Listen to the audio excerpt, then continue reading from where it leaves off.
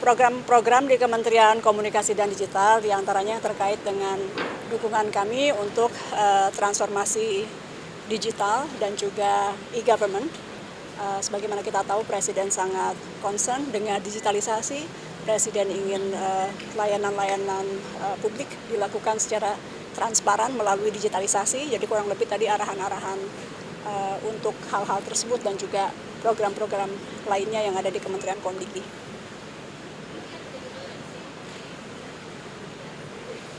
Enggak, ini untuk e-gov, untuk pemerintahan digital. Udah itu aja teman-teman. Kenapa? Dibahas. Ya nanti ya, tapi tadi salah satunya memang membahas tentang bagaimana kita melindungi anak-anak kita di ranah digital. Persisnya nanti kita lihat nanti ya, kita lihat seperti apa nanti. Makasih.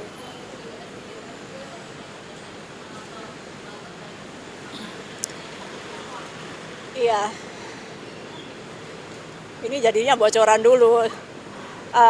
Sebetulnya ini masih nanti ya kita inginnya kita pelajari dulu betul-betul, tapi pada prinsipnya gini, sambil menjembatani aturan yang lebih ajak, pemerintah akan mengeluarkan aturan pemerintah terlebih dahulu gitu, sambil kemudian kajian yang terkait dengan perlindungan anak lebih kuatnya lagi yang memang tidak bisa di ranah kementerian karena harus melibatkan DPR, itu juga kita akan siapkan. Jadi sambil menjembatani, sekali lagi kita keluarkan aturannya sambil bicara dengan DPR mengenai apa yang aturan undang-undang seperti apa yang kita bisa keluarkan untuk melindungi anak-anak kita.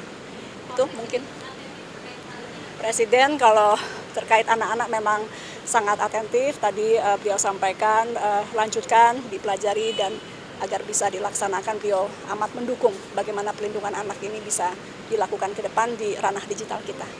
Makasih banyak.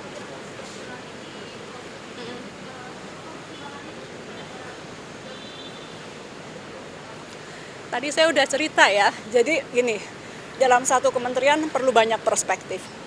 Tadi kita lihat ada yang, jadi kita menggunakan mixed method, ada yang sebelumnya sudah di posisi itu kita kuatkan, ada yang sudah di Kemkomdigi tapi kita rotasi, ada yang dari luar, dari swasta, para profesional, kita undang juga untuk masuk, dan juga perlu ada pekerja seni. Jadi Mbak Ralin juga mewakili pekerja seni, Mbak Ralin juga mewakili keterwakilan perempuan, dan Mbak Ralin punya koneksi yang cukup baik dengan komunitas internasional dan juga perhatian cukup luas kepada anak-anak.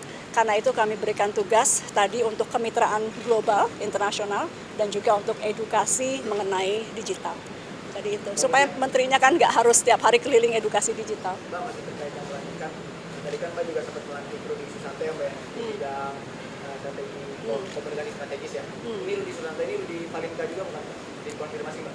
Saya nggak tahu ya, Rudi Sutanto ya yang saya kenal Rudi Sutanto gitu. Jadi saya tidak mau berspekulasi mengenai siapa Rudi Sutanto. Yang CV yang kami terima, beliau memang juga adalah strategi komunikasi dan jadi juga mewarnai di kementerian ini, karena secara kementerian ini kan nggak cuma digital tapi juga bidang komunikasi. Cukup ya.